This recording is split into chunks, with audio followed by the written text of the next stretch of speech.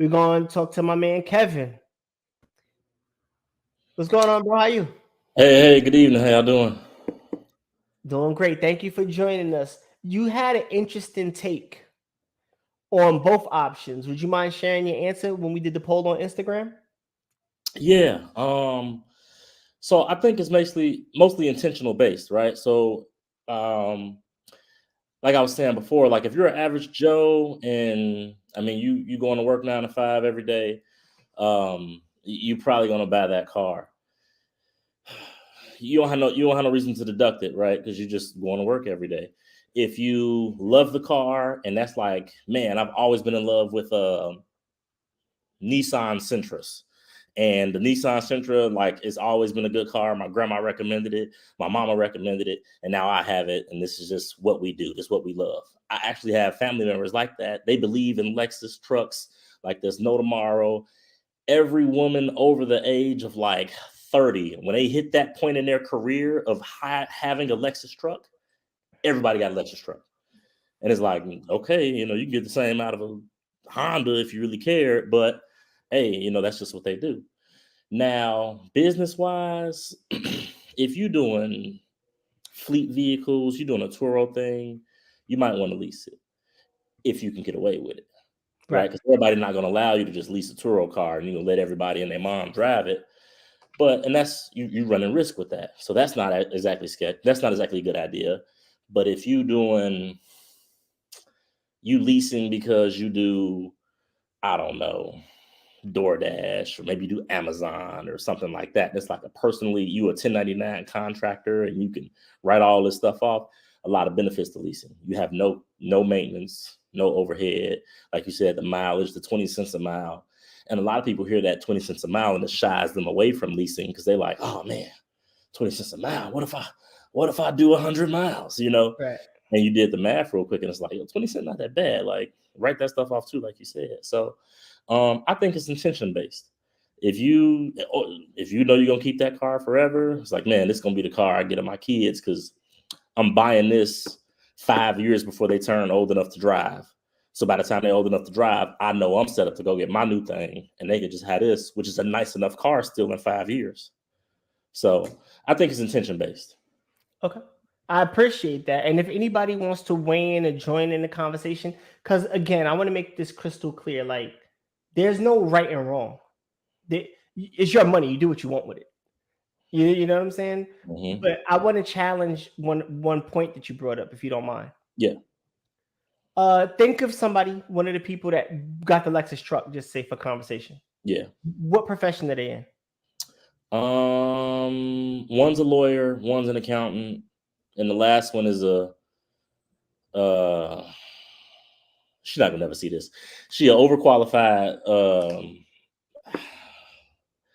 I don't want to offend nobody else. Just say what it is, bro.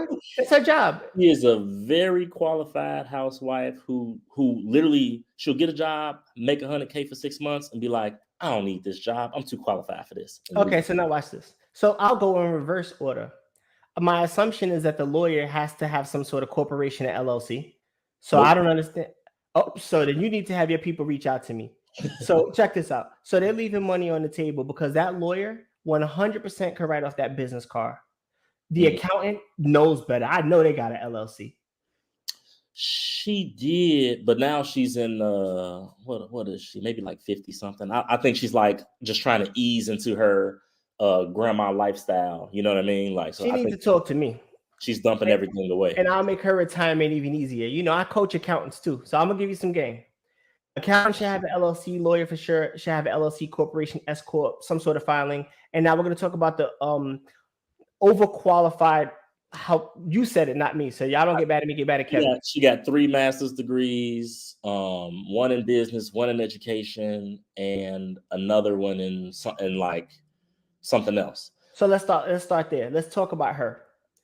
If she was to open up a corporation or LLC, even if it didn't perform for the first 3 to 5 years, she could take losses. So when she had that $100,000, whether she was a 1099 or whether she was a W-2 employee, all the expenses that she had from her home office, which we could get into the tax thing. My clients get this as an intro. You know this, Kev. Yeah. we're doing a tax seminar for clients only next Sunday.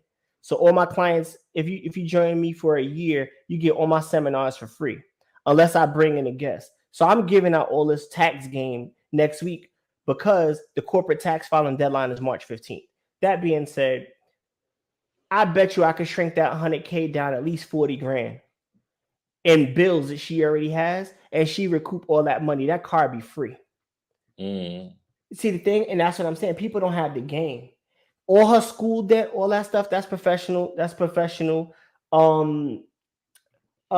Professional development. You get to deduct all that, so she could even write off her school loans.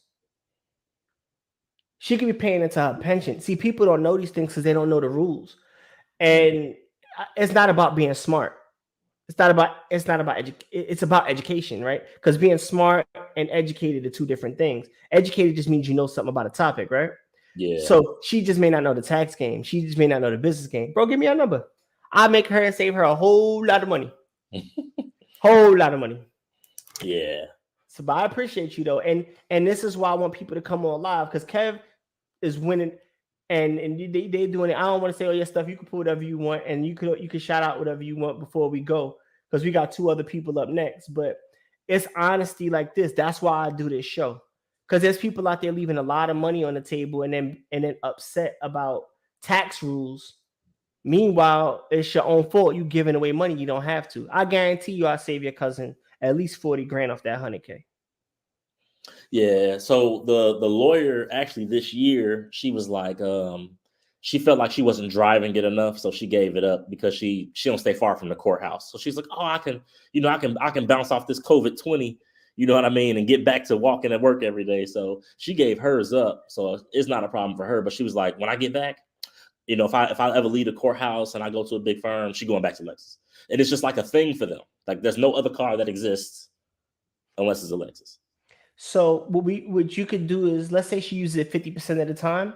If it was a lease, then she could write off 50% of all the bills related to the car. Oh yeah, that's dope.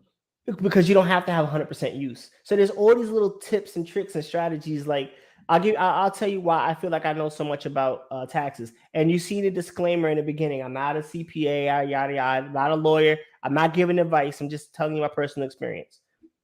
This year I got about 80 clients, right? I got probably about 65 different tax accountants or CPAs or whoever it is, where I have to make sure their numbers make sense. So my whole month of March and April and January, February is talking to different CPAs, giving them game, because some of them might be from New York. So they don't know the rules in Texas. They don't know about franchise taxes. They don't know about Wyoming. They don't know about North Carolina. They don't know about Florida. I heard about Wyoming. Yeah, we build on Wyoming, exactly. We're not going to get on the tangent because I got 3 other people. But what I'm saying is they don't know about all that because their job is one thing. My job is to make people money in all types of ways. So I'm not saying I know more than them about taxes. But if you only do New York taxes, you may not know nothing about taxes in Texas. So I had an accountant in New York for like 10 or 15 years. Once I started making money in Texas, he was like, "Are you too big for me? You got to find somebody else." But he knows all them New York rules. So when I educate people in Texas, I can talk to them about New York or Pennsylvania because we do Philadelphia. Like, see what I'm saying? So I deal with accountants from all over, and I soak up that game and I share it with my clients. Okay. And you got most of this from reading tax code, or you just got out there and hit the ground? Real life experience, bro. Real life experience. Because I have a client, like let's say, I think Clarity, Nova, you could pull up Clarity, Sydney Claire's question real quick. I want to show you something. So what I believe Sydney's referring to is like you see on Instagram where everybody's talking about you could use a G-Wagon for a business write-off. That's 100% true. Hold on. I'm going to answer that. It's 100% true. But do you need to buy a $300,000 car to get the write-off? If you make that kind of money, cool. But it's also F-250s. It's also Ram 3500s. It's cars over a certain weight class because you're using it for a certain thing.